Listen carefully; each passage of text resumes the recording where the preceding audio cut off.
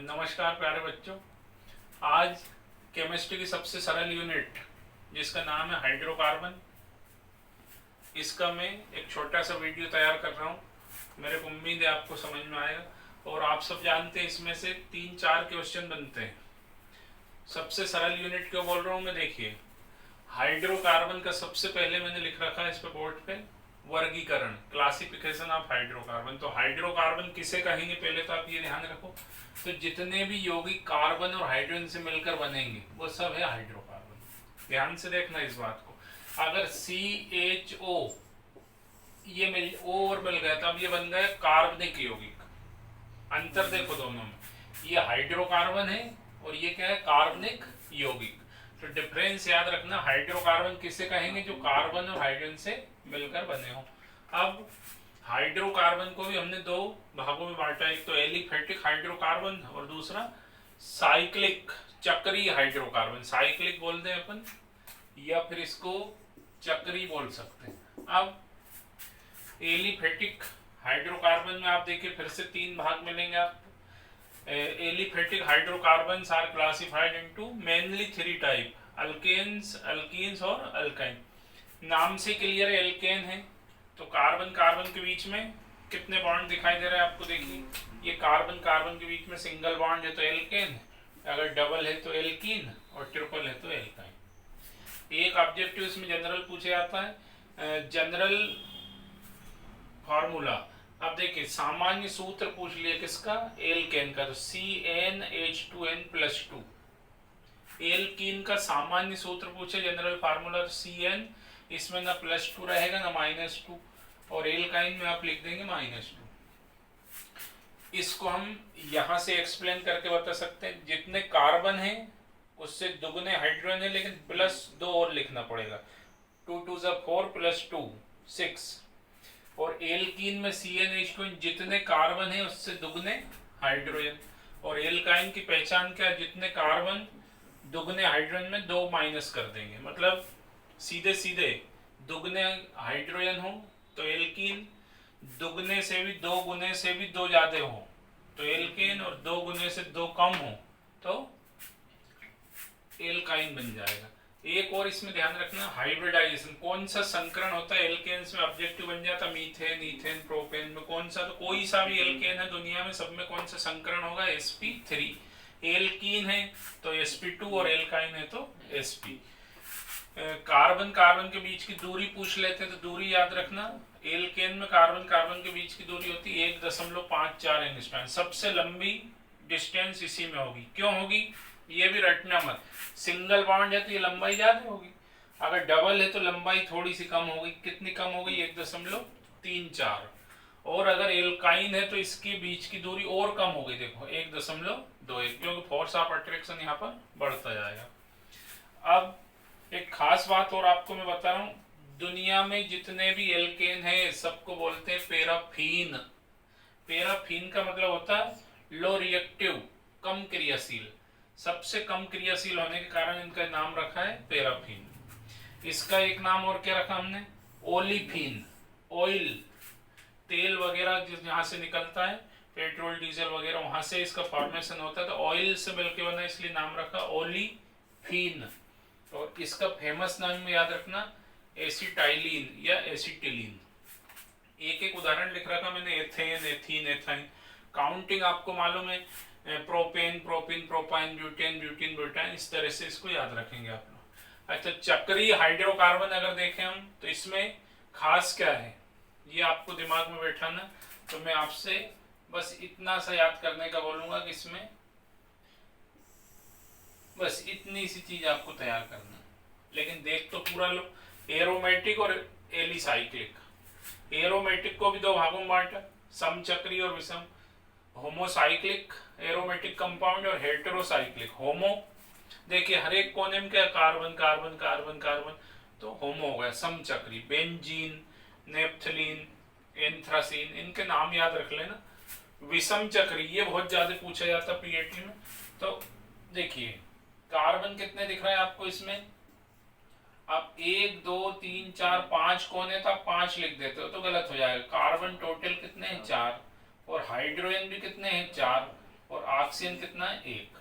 C4H4O, इसका नाम याद रखना फ्यूरोन, छोटे रूप में पूछ लेते हैं वहां पर। या फिर ऑब्जेक्टिव कैसे बनता, फ्यूरेन में विषम परमाणु कौन सा है, तो सी सी सी सी, ये तो सब सम, विषम हो जाएगा इसमें O। इसी तरह थायोफिन को छोटे रूप में लिखेंगे तो कैसे लिख देंगे, C4H4S। इसको छोटे रूप में लिखेंगे तो C4H5 हो जाएगा, एक H बढ़ जाएगा, इसको बोलेंगे पिरोल या पाइरोल, पाइरोल भी कहते हैं। और इसमें C कितने दिख रहे हैं, अब देखिए एक C बढ़ गया यहाँ पर, C5H5 और N अकेला, इसको बोलेंगे पेरिडीन या पाइरिडीन। एलिसाइक्लिक भी 2 तरह के, समचक्री और विषम चक्री। अब इसमें समचक्र सी सी सी सी वापस वही, लेकिन अंदर बॉन्ड नहीं है, ध्यान रखना इसके अंदर बॉन्ड नहीं है, इसको बोलेंगे चक्री प्रोपेन, चक्री ब्यूटेन, चक्री पेंटेन। अंदर बंद नहीं है और कोने गिन लो 1 2 3 4, तो 4 को ब्यूटेन बोलेंगे, लेकिन है चक्र में चक्री ब्यूटेन, चक्री प्रोपेन। और इसका एक विषम और याद रखना, पिपेरिडीन, चक्र तो है पर अंदर बंद नहीं है। अब इसमें कार्बन कितने होंगे पिपेरिडीन में, तो कार्बन आप देखेंगे तो 5 ही है, देखिए C5, लेकिन एज कितने हो जाएंगे 11। कहां से होगा एज 11, 2 है, हर एक कोने पे 2 हाइड्रोजन, देखिए 2 4 6 8 10 और 1 11, और एन है अकेला। तो हाइड्रोकार्बन में ये आपको मैंने पहला क्वेश्चन बताया जिसका नाम था क्लासिफिकेशन या वर्गीकरण। इसमें एक तो सामान्य सूत्र याद रखना है जो आपके सामने है, और इनका फेमस जो नेम है वो याद रखिए, पैराफिन, ओलिफिन, एसिटिलीन। जनरली आपको मालूम है इथिलीन आता है इसमें C2, बीच में लिखूंगा मैं C2H4, जो अपन ने उदाहरण में यहाँ लिख दिया है। इसका उपयोग फलों को पकाने में किया जाता है, कच्चे फलों को, हरे फलों को, तो ये बहुत बार क्वेश्चन आया, इसको फोकस करना। और जो साइक्लिक है उसमें बस ये 4 यौगिक आपको अच्छी तरह याद रखना, फ्यूरोन, थायोफिन, पाइरोल और पाइरिडीन। अब इसके आगे जो इसमें क्रियाएं परेशान करते हैं, क्रिया किस तरह से पूछ सकते हैं ये और मैं क्लियर कराऊंगा आपको। एल्केन, एल्कीन और एल्काइन, अगर तीनों में पूछे सबसे कम क्रियाशील कौन है, तो आपको याद रखना है एल्केन, एल्केन सबसे कम क्रियाशील।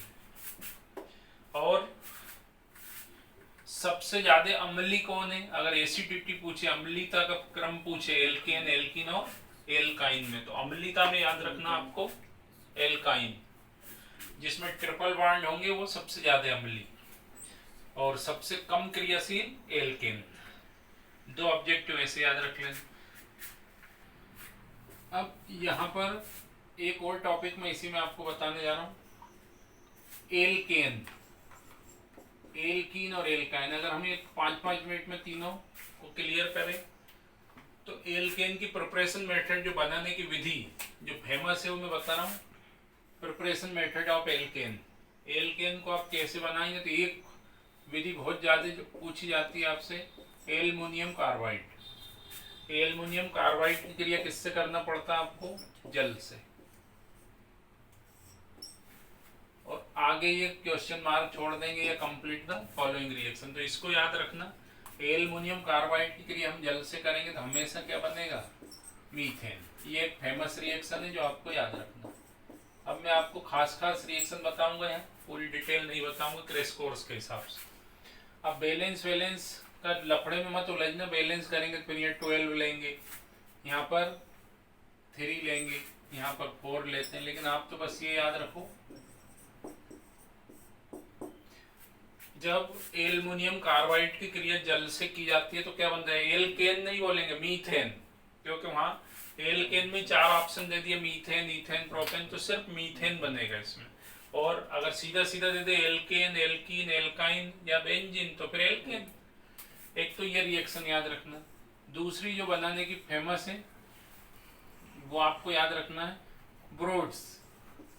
एक ये बहुत परेशान करती है वहां पर एग्जाम। ब्रोड्स अभिक्रिया में भी एल्केन बनता है, और इसमें कैसे बनेगा देखिए, CH3 Cl, 2 molecules of haloalkane reacts with sodium metal in the presence of dry ether alkane is obtained and removal of NaCl। अब देखिए कितना आसान है। ब्रोड्स अभिक्रिया में लेते क्या है, हेलो एल्केन।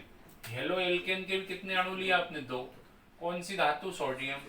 शुष्क ईथर की उपस्थिति लेना है आपको। शुष्क ईथर की उपस्थिति में ये दोनों Na से देखिए दोनों Cl बाहर निकल गए और ये दोनों आपस में जुड़ गए। अब इसमें एक ऑब्जेक्टिव में नोट लगा के आपको उस समय भी लिखवाता था, लेकिन यहाँ देखिए नोट में क्या लिखेंगे, इस क्रिया में कभी भी मीथेन नहीं बनता। ये हमें अच्छी तरह याद रखना। ब्रोड्स क्रिया, अगर ब्रोड्स याद है तो आपको एक बिल्कुल इसी के जैसी फ्रैंकलैंड, ये अपने आप याद हो जाएगी। फ्रैंकलैंड में क्या करते हैं, इसमें भी मीथेन नहीं बनेगा, लेकिन सोडियम धातु को रिप्लेस कर देंगे किससे, जिंक से। अगर सोडियम धातु की जगह मैंने क्या ले लिया, जिंक, तो भी बनेगा सब कुछ वही, रिमूव क्या हो जाएगा, ZnCl। तो फ्रैंकलैंड और ब्रोड्स दोनों को एक साथ याद रखना। ब्रोड्स अभिक्रिया में अब ऑब्जेक्टिव कैसे बनेंगे, ब्रोड्स अभिक्रिया में उत्प्रेरक क्या लेंगे, लो ये ऑब्जेक्टिव बन गया। शुष्क ईथर, कौन सी धातु, सोडियम। फ्रैंकलैंड में कौन सी धातु लेंगे, जिंक। और ये वाली याद रखना, एल्युमिनियम कार्बाइड का जल अपघटन करते हैं तो मेथेन का निर्माण होता है। तो 2 रिएक्शन तो आपको ये तैयार करना है। 2 की जगह मैंने 3 बता दिया आपको। ब्रोड्स के जैसी फ्रैंकलैंड है वो भी तैयार करना। अब और आगे बता रहा हूँ, अगर हमें एरोमेटिक कंपाउंड बनाना है तो फिर क्या याद रखना, फिटिग। फिटिग रिएक्शन में एल्केन बनेगा, लेकिन ये एल्केन नहीं होगा। अब देखिए कैसे, इसमें आपको क्लोरोबेंजीन के 2 अणु लेना, बिल्कुल ब्रोड्स अभिक्रिया जैसी है। उसमें मिथाइल क्लोराइड लिए थे, एलिफेटिक, यहाँ लेना है एरोमेटिक। धातु कौन सी, सोडियम। सब कुछ वही रहेगा, ये बन जाएगा इसमें।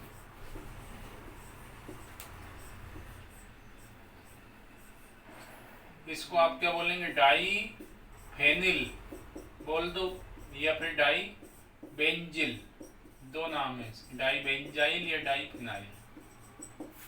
और इसमें भी क्या निकल जाएगा, 2NaCl। कौन सी क्रिया है, फिटिंग। लेकिन मैं आपसे कह रहा हूँ फिटिंग के जैसी एक और मैं ही आपको बता रहा हूँ, उल्मान। फिटिंग और उल्मान भी एक जैसी। इसमें क्या करेंगे, उल्मान में ये धातु बदल रहा हूँ, उसमें सोडियम लिया था फिटिंग में और यहाँ ले लिया हमने कॉपर। तो अगर आपने सोडियम को कॉपर से रिप्लेस कर दिया तो कौन सी रिएक्शन हो जाएगी, उल्मान, और निकल के जाएगा CuCl2। वो की वही बात है, बस धातु बदलना आपको, प्रोडक्ट सेम बन रहा। देखिए तो ब्रोड्स के जैसी कौन थी, फ्रैंकलैंड, और फिटिंग के जैसी कौन हो गई, उल्मान। और अगर आपको डराने के लिए एक साथ लिख के पूछ ले ब्रोड्स फिटिंग, तो फिर आपको क्या करना है, एक तो हमें फिटिक का लेना है, ये ले लिए क्लोरोबेंजीन, और एक आपको लेना है ब्रोड्स मेथिल क्लोराइड, और साथ में लेना हमें सोडियम धातु। तो इस क्रिया में क्या बन जाएगा, दोनों Na से दोनों Cl निकल जाएंगे, बस ये CH3 ऊपर जुड़ जाएगा। जब बेंजीन के सरफेस CH3 लगा हो, इनके सूत्र याद रखना, तो इसको बोलते हैं टॉलुइन। फेमस कंपाउंड बनेगा टॉलुइन और फिर से NaCl। तो ये एल्केन क्यों बोल रहा हूं मैं इनको जानबूझ के, देखिए कार्बन कार्बन के बीच में एक बंध लगा, तो एल्केन बनाने की विधियों में आ सकती है। अब ये एरोमेटिक कंपाउंड होगा, लेकिन कार्बन कार्बन के बीच में सिंगल बॉन्ड है। यहाँ पर ब्रोड्स फिटिंग में क्या करना, एक एरोमेटिक लेना और एक एलिफेटिक लेना, धातु वही रहेगी सोडियम। और जो एक फेमस रिएक्शन और बची एल्केन बनाने की, एल्केन बनाने की बहुत सारी रिएक्शन है, पर जो मेन है मैं आपको बता रहा हूँ, कोलबे की विद्युत अपघटनी विधि, ये भी आपने सुनी, कोलबे की विद्युत अपघटनी विधि, इलेक्ट्रोलाइटिक मेथड ऑफ कोलबे।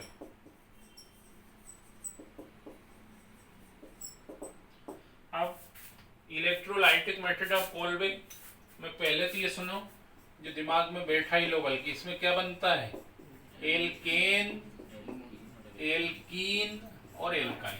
एक साथ हम इस बात को याद रख सकते हैं, तीनों ही बनेंगे इसमें। अब बनेंगे कैसे, ये आपको देखना है एक एक करके। अगर सोडियम एसीटेट, अब देखिए ज्यादा कुछ खोल खाल के नहीं लिखूंगा मैं, डायरेक्ट मॉलिक्यूलर, 2 मॉलिक्यूल्स ले लिए हमने किसके, सोडियम एसीटेट। नाम मत भूलना, ये है सोडियम एसीटेट, ये नहीं लिया मैंने, दूसरा एक साथ बता रहा हूं आपको, मैंने ले लिया सोडियम सक्सीनेट, CH2COONA, CH2COONA, नाम क्या रखेंगे, सोडियम सक्सीनेट। और ये भी नहीं लिया, तीसरा क्या लिया मैंने, CHCOONA, डबल बॉन्ड, देखिए ध्यान से, COONA, इसको मैं बोलूंगा सोडियम फ्यूमरेट। तीन चीजें ले ली हमने, सोडियम एसीटेट, सोडियम सक्सीनेट और सोडियम फ्यूमरेट। अब जल से क्रिया करना है, तो जल के भी आपको याद रखना है 2 मॉलिक्यूल्स क्यों लिए, क्योंकि दोनों OH किसको निकाल लेंगे, दोनों Na को। आपको ये रिएक्शन में मेरी स्टाइल में बता दूं ताकि जल्दी समझ में आ जाए। CH3COONA प्लस CH3COO, ये 2 टाइम लिख, 2 बार लिखिए, वही चीज है, कुछ नहीं। किससे क्रिया की अपन ने, जल से। विद्युत अपघटन करना है यहाँ पर, याद रखना, करंट लगाना है, इलेक्ट्रोलाइसिस। तो क्या होगा, दोनों OH किसको ले जाएंगे, दोनों Na को। आप देख रहे हैं दोनों CO2 निकल जाए, CO2 H2 गैस निकल जाएगी और ये दोनों आपस में अटैच हो जाएंगे। मतलब ये हुआ कोलवे की विद्युत अपघटनीय विधि में भी हम मेथेन नहीं बना सकते, इसमें सिर्फ एथेन बन रहा है। देखो C2H6 मेन प्रोडक्ट, क्या रिमूव है, 2CO2 2NaOH, ये लिखो लिखो ना लिखो, इनसे कौन सी गैस निकल रही, तो हाइड्रोजन गैस भी निकलेगी और CO2 भी निकलेगी। कोलवे की विद्युत अपघटनीय विधि में कौन सी गैस निकलती है, 2 गैसें निकलेगी, कार्बन डाइऑक्साइड और एक हाइड्रोजन गैस। अब पूछते हैं ये बनता कहाँ, एनोड पर कि कैथोड पर। एल्केन, एल्कीन, एल्काइन जो बनते वो हमेशा किस पर, एनोड पर मिलेंगे आप।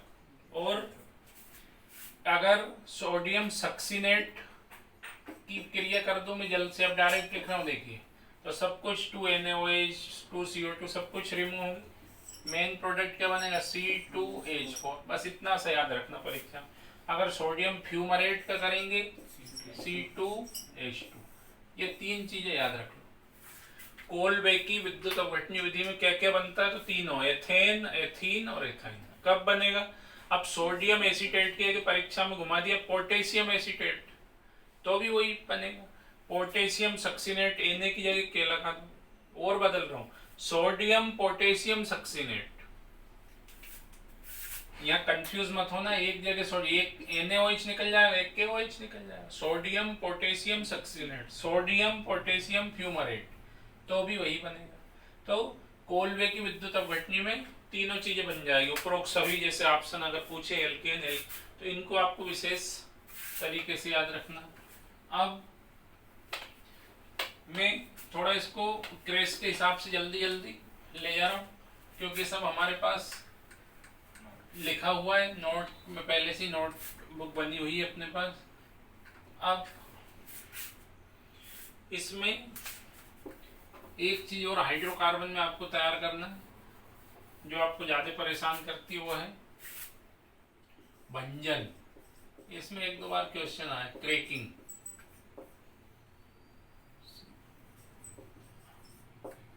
अब क्रैकिंग किसे कहेंगे, भंजन किसे कहेंगे, तो याद रखना C10H22, एक जटिल हाइड्रोकार्बन ले लिया आपने, कॉम्प्लेक्स हाइड्रोकार्बन।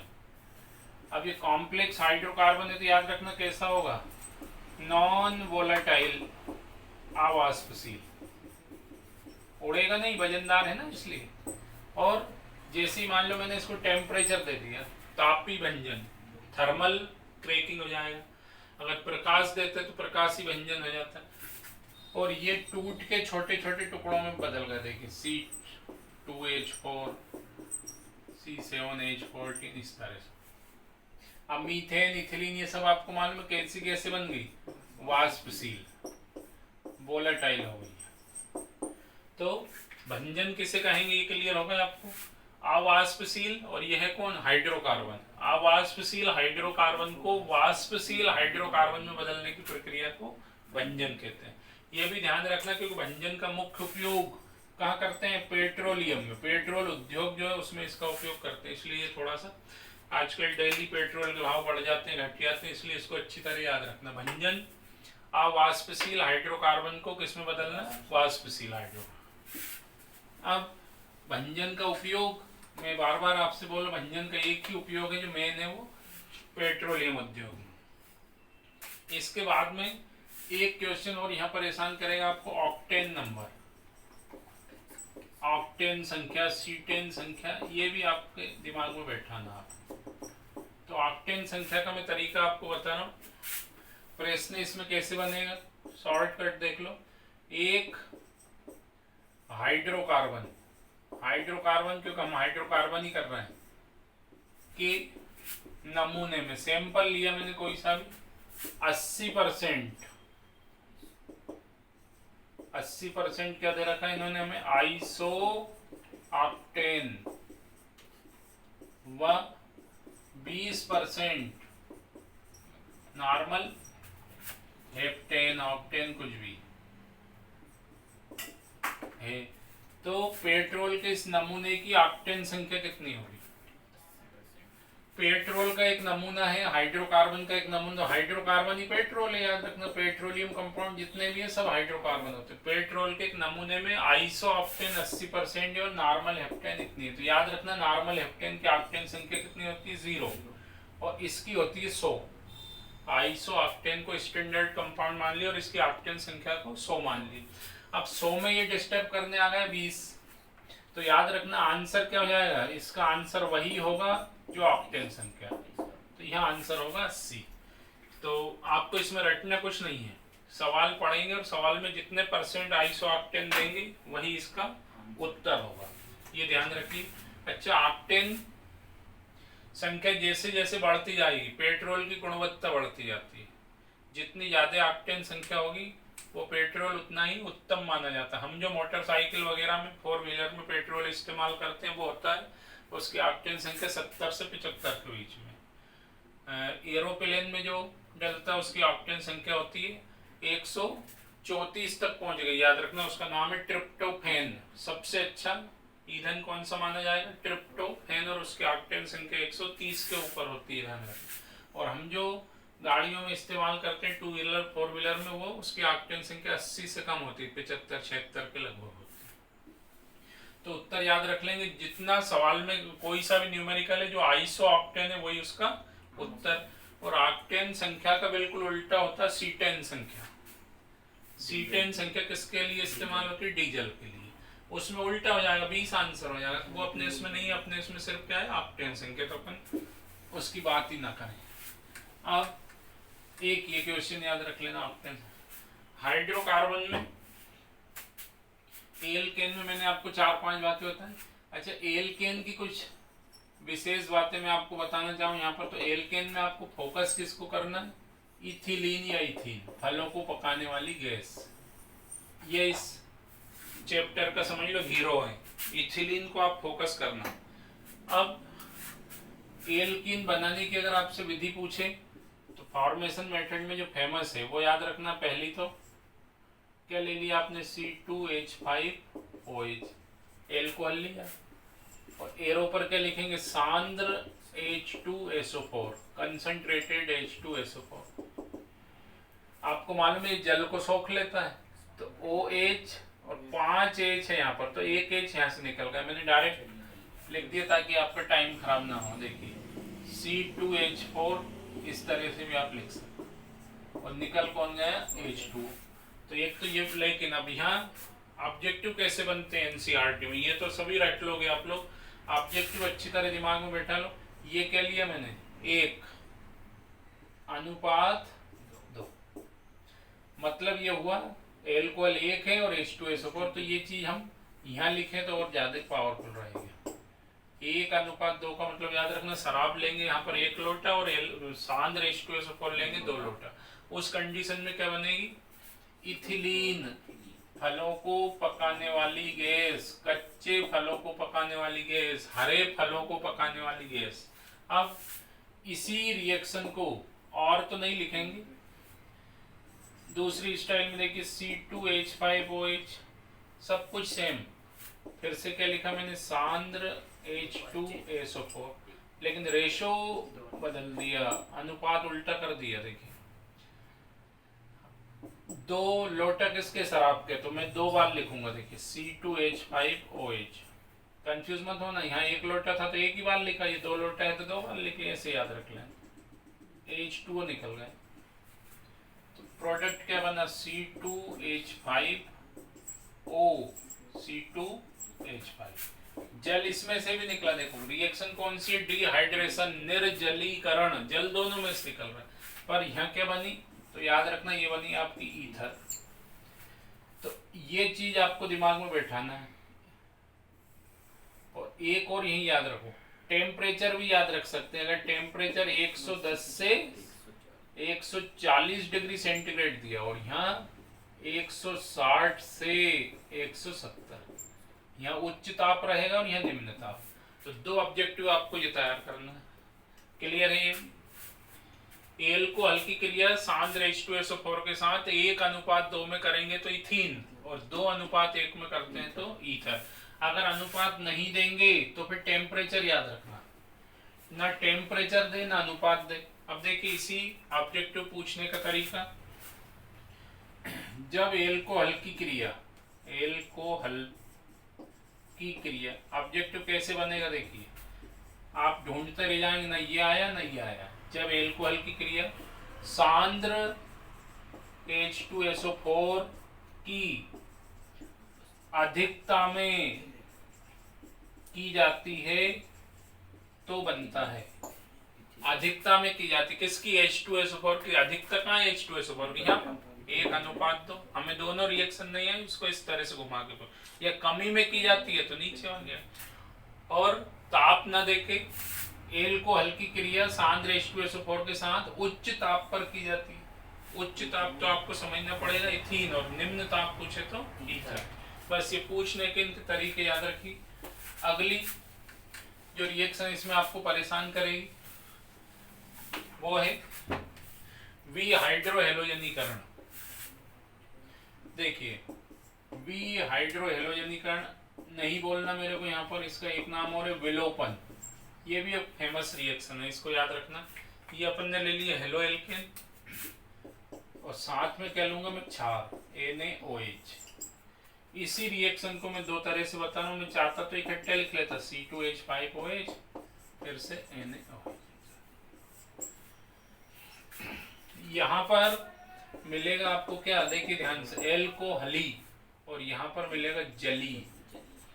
जली याद रखना, एक्वस लिखा रहता है, और यहाँ एल्कोहल हिंदी में इंग्लिश में कैसे भी लिखा हो। अगर ये कंडीशन है एल्कोहलिक, तो इस क्रिया का नाम फिर आपके दिमाग में क्या जाएगा, ये क्रिया है विलोपन अभिक्रिया, एलिमिनेशन रिएक्शन।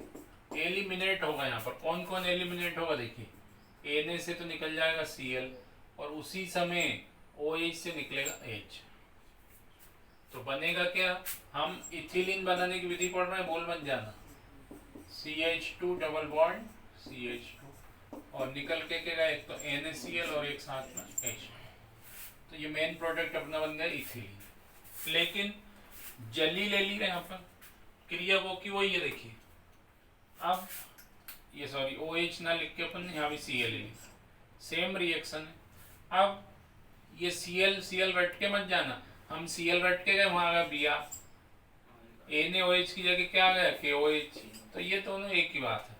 यहाँ पर क्या होगा, अगर जली है तो देखिए NaBr निकल रहा है, और इस क्रिया का नाम क्या है, प्रतिस्थापन, नाभिक स्नेही प्रतिस्थापन, एसेन रिएक्शन बोलते हैं इसको, nucleophilic substitution reaction.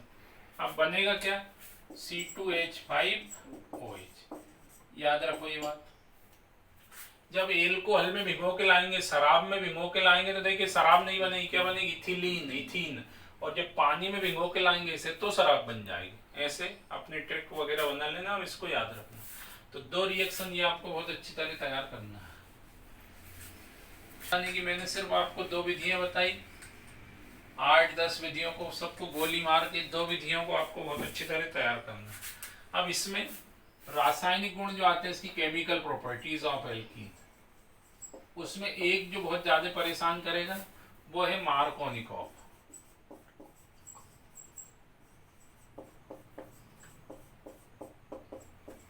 Markovnikov rule ये सुना लग रहा है, लेकिन आजकल ये मार्कोनिकॉफ में बहुत अंदर जाने लगने, ध्यान देना इस बार।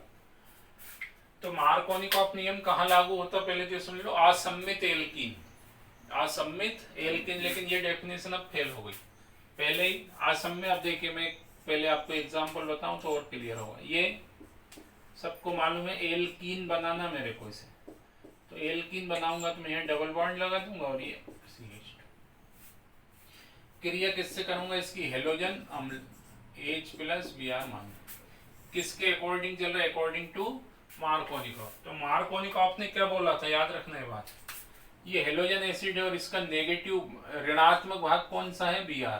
तो नेगेटिव पार्ट गोज टू, कहाँ पहुंच गया नेगेटिव पार्ट? कहाँ पहुंचा? ऋणी भाग, जहां पर हाइड्रोजन की संख्या सबसे कम हो। और धनी भाग कहाँ जाएगा? जहां पर अधिक हो। अब बनेगा क्या? CH3 CH, और यहां लगेगा देखिए दूसरी पोजीशन पर Br, ये CH, क्या बन जाएगा? 2 ब्रोमो प्रोपेन,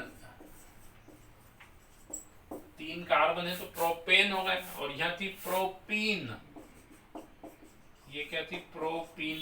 प्रोपीन को डराने के लिए क्या बोलते हैं? प्रोपीलीन। तो ये है मार्कोनिकॉफ नियम। ये जो आपने 11वीं 12वीं में पहले से रटा हुआ है, लेकिन इसको थोड़ा सा और अंदर ले जाऊंगा मैं मार्कोनिकॉफ। अगर आपसे पूछा जाए CH2 CH2 ये इथीन है, अब रिएक्शन करें HBr से, तो मार्कोनिकॉफ नियम लागू होगा क्या यहाँ पर? मार्कोनी क्या बोल रहा है कि हमेशा ऋणी भाग उस कार्बन पर जुड़ेगा जिस पर हाइड्रोजन की संख्या सबसे कम हो। यहाँ तो दोनों में हाइड्रोजन की संख्या बराबर है, तो याद रखना इथिलीन में मार्कोनिकॉफ नियम लागू नहीं होगा। एक तो ये सुन लो। दूसरी बात एक और यही सुने, मार्कोनी का बिल्कुल उल्टा अपोजिट रूल आपको पता है, एंटी मार्कोनी। एंटी मार्कोनी अगर पूछते तो हमें क्या करना पड़ता है? पराक्साइड की उपस्थिति में होता, पहले तो ये ध्यान रख लो। यहाँ अगर एरो पर क्या लिख दिया? पराक्साइड। याद रखना मार्कोनिकॉफ में क्या बना? 2 ब्रोमो प्रोपेन, लेकिन एंटी मार्कोनी में उल्टा हो जाएगा, जो ऋणी भाग है वो चला जाएगा अधिक वाले पर, धनी चला जाएगा सबसे कम वाले। तो 2 की जगह यहाँ 2 ब्रोमो हट गया, देखिए ये आ गया Br। तो ये बात अच्छी तरह याद रख लो कि एंटी मार्कोनी में क्या बनेगा? 1 हेलो कंपाउंड कोई सा भी, और मार्कोनी में बनेगा 2, 1 पर अटैच नहीं होगा, दूसरे पर अटैच होगा। पराक्साइड की उपस्थिति में होने के कारण इसका एक और नाम क्या रख दिया? पराक्साइड इफेक्ट या पराक्साइड प्रभाव। और इसको वैज्ञानिक वगैरह FR मायो और JH खरास ने खोजा, तो नाम रख दिया खरास प्रभाव भी बोलते हैं। तो इसके 2-3 नाम है। अब अभी मार्कोनी कंप्लीट नहीं हुआ है। मार्कोनी बस एक रटी रटाई रिएक्शन अपन ने देखी अभी कि अगर प्रोपीन की क्रिया हेलोजन अम्ल से करेंगे किसकी उपस्थिति में? पराक्साइड, तो 1 ब्रोमो बनेगा। और मार्कोनिकॉफ की अकॉर्डिंग अगर देखें, अनुसार देखें तो फिर बनेगा 2 ब्रोमो। अब एक कंपाउंड में आपको लेकर आ रहा हूं और उसमें आपसे पूछ रहा हूं यहाँ पर कि इसमें मार्कोनिकॉफ लागू होगा कि नहीं होगा। तो देखिए, अब क्योंकि डायरेक्ट अगर मैं आपसे बात करता तो आपसे पूछता, लेकिन अभी आपसे कैसे पूछूंगा, तो मैं ही बताऊं। ये ब्यूटीन है, ब्यूटूइन, क्या है? ब्यूट, एल्कीन तो है ये भी, ब्यूटूइन नहीं बोलना मेरे को, ब्यूटीन 2 ये भी नहीं बोलना, 2 ब्यूटीन। अब HBr एरो पर मैंने लिख दिया मार्कोनिकॉफ। यहाँ मेरे को क्या लिखना है? सॉरी, मार्कोनिकॉफ लागू नहीं होगा। क्यों? मार्कोनी ने क्या बोला था ये मत भूल जाना। देखिए अपन अब थोड़ा अंदर जा रहे हैं इसमें। ऋणी भाग वहां जुड़ेगा जहां पर हाइड्रोजन की संख्या सबसे कम हो। यहाँ तो दोनों में बराबर है, तो कितना सा अंतर अब देखना। ब्यूटेन 2 में मार्कोनी लागू नहीं होगा। अब मैं क्या कर रहा हूं, देखिए इसी कंपाउंड को मैं सुधार रहा हूं। लो, ये बॉन्ड उठा के मैंने यह लगा दिया। अब इसका नाम क्या रख दिया मैं, देखिए वो की वही रिएक्शन है, ब्यूट 1 ब्यूटीन कुछ भी हो। अब आप बोलिए मार्कोनी लागू होगा? तो होगा, क्योंकि ऋणी भाग कहाँ जुड़ेगा? जहां पर हाइड्रोजन की संख्या सबसे कम हो। तो इसमें क्या बन जाएगा अपना CH3 CH2 CH Br और CH3 2 ब्रोमो ब्यूटेन। अभी हमने रट लिया था कि मार्कोनी बनता है 2 ब्रोमो प्रोपेन, तो रटना नहीं है, 2 ब्रोमो ब्यूटेन भी बनता है इसमें। इसी रिएक्शन को आप देखिए, वैसे देखने में सम्मित है, 1 2 3 4 कार्बन 4 है, सम्मित में भी हो जाता है। पर सम्मित और असम्मित कैसे बोल रहे हैं यहाँ पर? इसे आप दो भागों में बांट सकते हो क्या? नहीं बांट सकते, क्योंकि डबल बॉन्ड है ना, कैसे बांटेंगे? इसलिए इसको एसिमेट्रिकली असम्मित मान सकते हैं अपन यहाँ पर। अब यही बात अगर मैं और अंदर जाके बताऊं आपको, 1 2 3 4 5, अब आप खुद बोलिए, ये दोनों जगह मैंने HH लगा रखे हैं, यहां पर लगा दिया डबल बॉन्ड।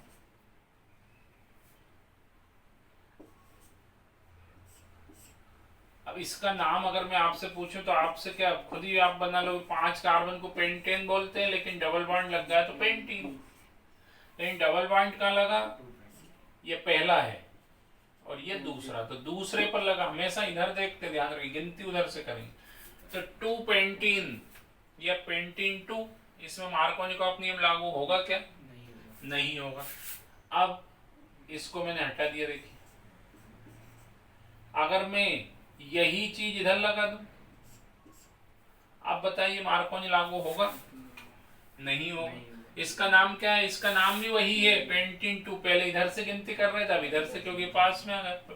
तो ये बस घुमाने की चीजें हैं यहाँ पर। अगर आप स्थिर होकर देखेंगे तो मजे आएंगे। देखिए इसमें भी मार्कोनी लागू नहीं होगा, लेकिन ये सब हटा दिए अपन, यहाँ के दोनों H मिटा दिए और यहाँ लगा दिए। अब ये होगा पेंटीन फर्स्ट, इसमें मार्कोनी लागू होगा और क्या बनेगा? 2 ब्रोमो पेंटेन। एंटी भी लागू होगा। मार्कोनी और एंटी मार्कोनी एक जैसी, बस उनका अटैच करने का तरीका अलग अलग है। तो मेरे हिसाब से आपको मार्कोनिकॉफ नियम क्लियर होगा। वहां पर रटा रटाया नहीं करना, मैं इन्हें लिख लिख के देखना कहाँ पर कम है कहाँ पर अधिक है, तब जाके क्लियर हो पाएगा। ये एल्कीन में एक जो फेमस रूल था, मार्कोनिकॉफ नियम और एंटी मार्कोनिकॉफ, ये आपको तैयार करना है।